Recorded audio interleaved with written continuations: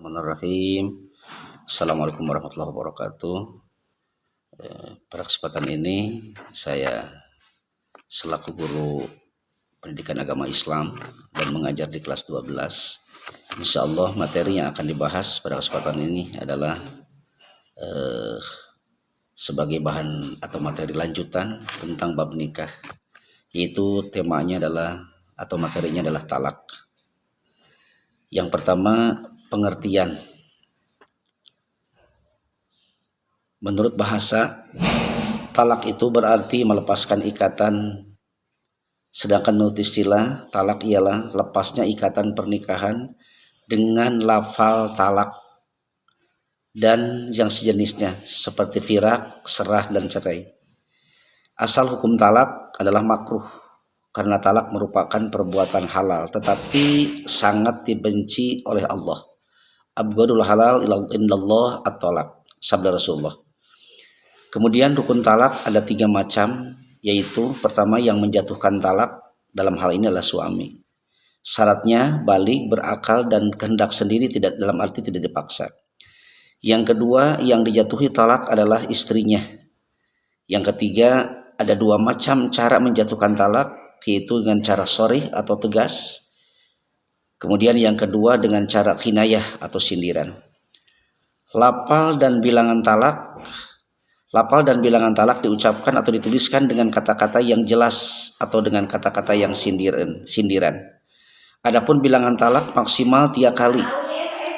Talak 1 dan talak 2 masih boleh rujuk atau kembali sebelum habsil masa idahnya, dan apabila masa idahnya telah habis harus dilakukan akad nikah lagi.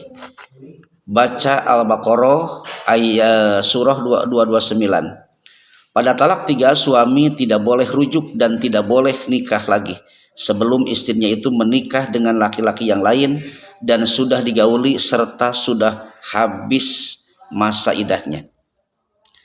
Kemudian macam-macam tolak. Yang pertama talak raj'i, yaitu tolak 1 atau 2, di mana suami boleh kembali kepada mantan istrinya. Kemudian yang kedua tolak bain. Tolak bain dibagi menjadi 2 macam, yaitu tolak bain sugro dan tolak bain kubro. Tolak bain sugro yaitu tolak yang dijatuhkan kepada istri yang belum dicampuri, dan tolak hulu karena permintaan istri. Suami istri boleh rujuk dengan cara akad nikah lagi, baik masih dalam masa idah maupun sudah habis masa idahnya. Kemudian B, tolak bain kubro, yaitu talak yang dijatuhkan suami sebanyak 3 kali. Tolak 3 dalam waktu yang berbeda. Dalam tolak ini suami tidak boleh rujuk atau menikah dengan bekas istri kecuali dengan syarat.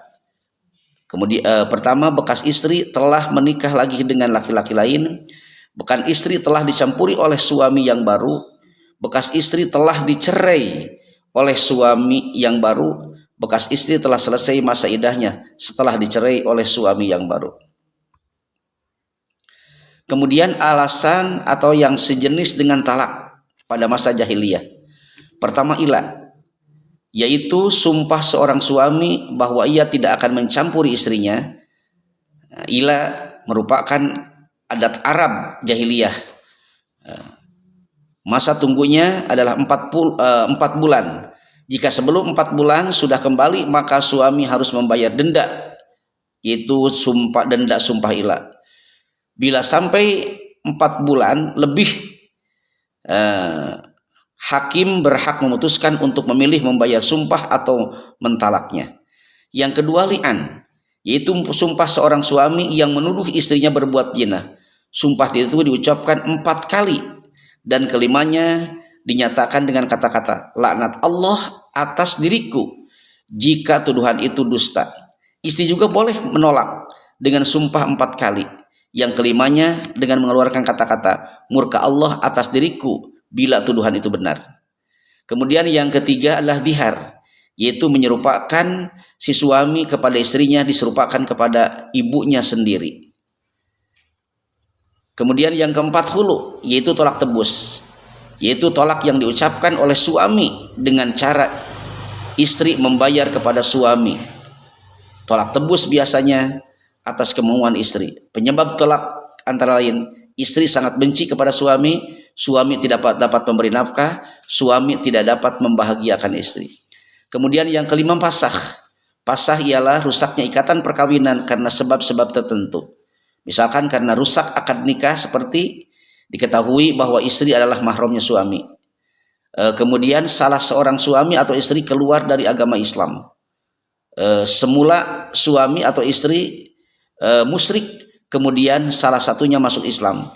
Karena rusaknya tujuan pernikahan seperti terdapat dalam unsur penipuan. Misalnya mengaku laki-laki ternyata penjahat atau bahwa dia adalah istri. Kemudian mengidap penyakit yang dapat mengganggu hubungan rumah tangga.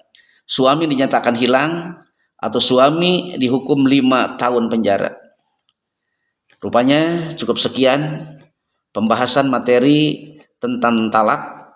Kemudian dan ada kaitan dengan kata-kata yang dijatuhkan seperti talak, yaitu pada masa zaman jahiliyah.